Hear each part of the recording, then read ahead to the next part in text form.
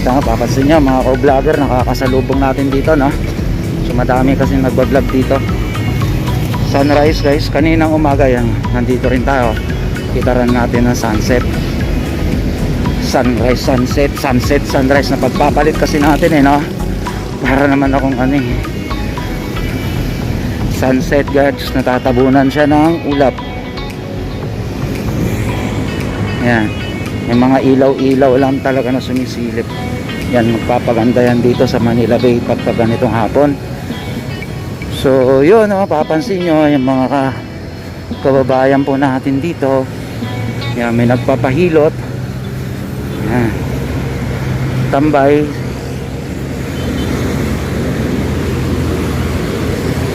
Tapos yung mga biyahero naman dito sa Ross Boulevard, no? Yan, mga papunta ng Las Piñas. So galing na ng trabaho. Lunes ngayon, kaya yan, medyo madami-dami na rin.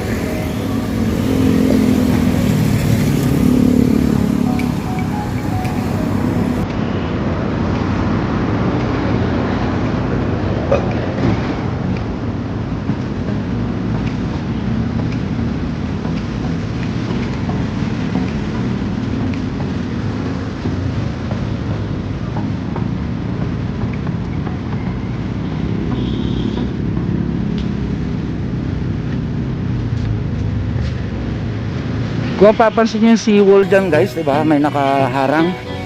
Yan.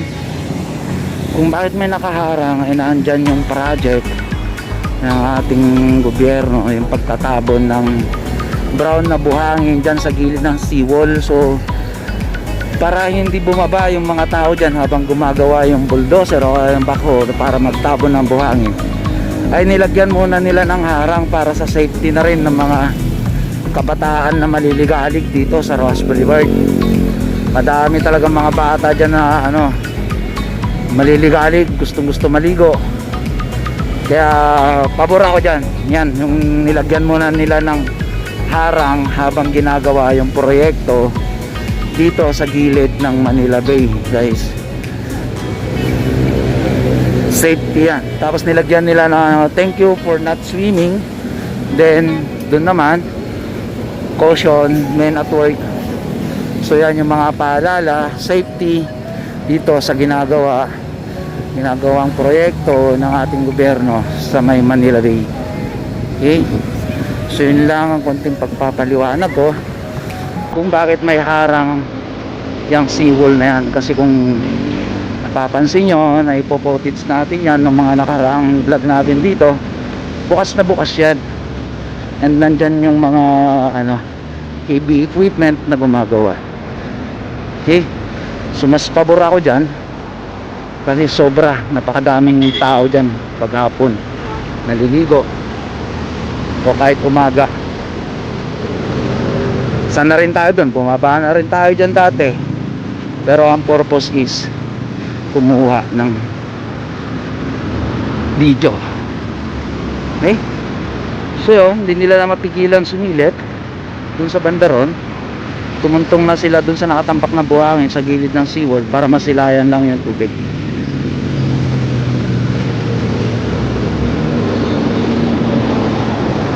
Okay. So yan, isang update pa guys. Nandito na tayo sa tapat ng phase 2. Yeah, phase 2 yan, yung pinatatayuan ng mga tao dyan. Phase 2.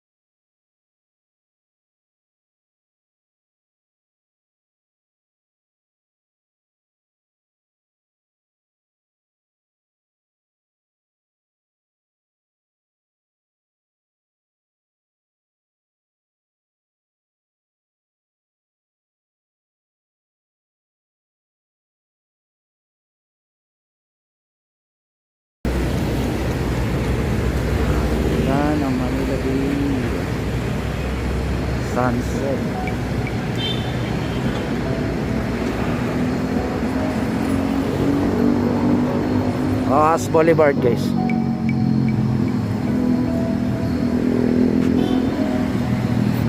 Ito rin sa likod ko. Okay.